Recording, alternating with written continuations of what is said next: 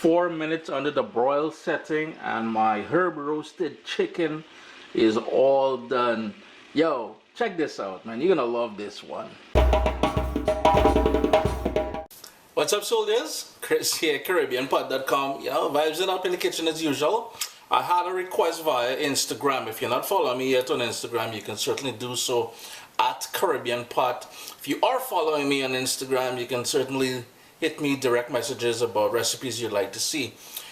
Someone posted they wanted a herb roasted chicken. Yeah, getting a little memory going. But herb roasted chicken, whole chicken in the oven. Yeah, we've done several of these before. This one you'll see some differences and stuff like that. Tasty as vibes it up, man. The very first thing we've got to do is make this sort of rub that we're gonna put all over the chicken before it goes into the oven. I've got here about 3 tablespoons of olive oil. I'm using this olive oil out of Tunisia. This organic thing I found at the Costco. Man, is that thing ever nice. My oven is preheating to 400 degrees Fahrenheit. So we've got that olive oil, fresh ground black pepper. I won't be salting the actual chicken, so my salt is going to go in here. And as I've mentioned to you guys before, I've cut back on the amount of salt I've been using. So if salt is your thing, you may want to go in with a bit more. Chopped rosemary. I'm not a huge fan of rosemary, as well as sage, and I am not a huge fan of sage either. Thyme and some parsley, and I've got here 2 cloves of garlic I smashed with my knife.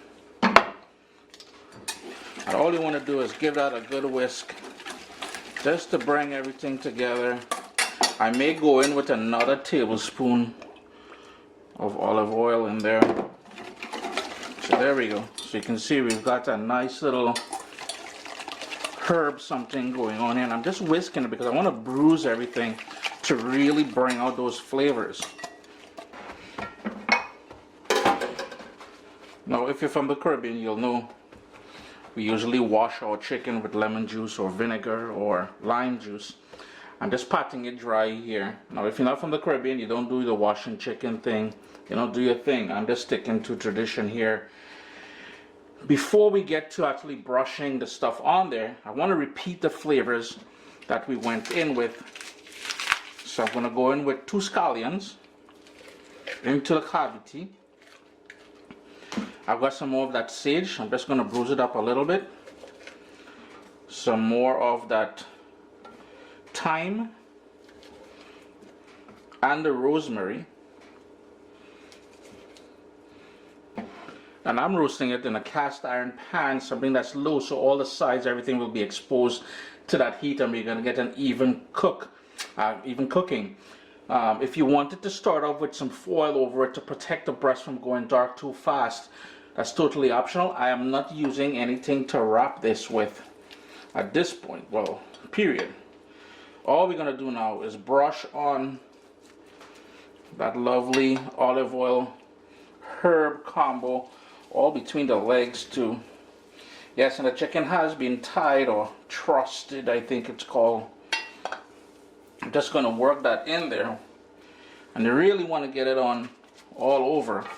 Whatever gets into the roasting pan, that's cool as well too. So I'm just going to continue doing that, and then it's going to go into the oven, 400 degrees, preheated as I said, on the middle rack without covering in my case.